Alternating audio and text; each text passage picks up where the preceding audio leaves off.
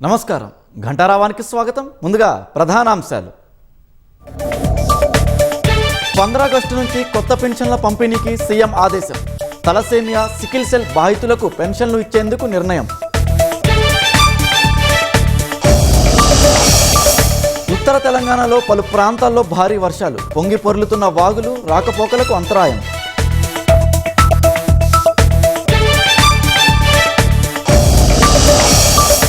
జోరు వానలతో ప్రాజెక్టులకు పోటెత్తుతున్న వరద, గోదావరి కృష్ణా పరివాహక డ్యాముల్లో జలసవ్వడి.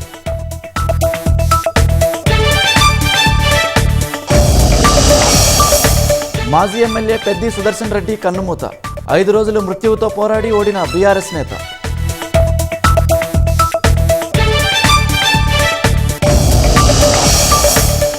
లీకుల నిరోధక బిల్లుకు రాజ్యసభ ఆమోదం. నీట్ రద్దు చేసి పరీక్ష బాధ్యత రాష్ట్రాలకే ఇవ్వాలని విపక్షాల డిమాండ్.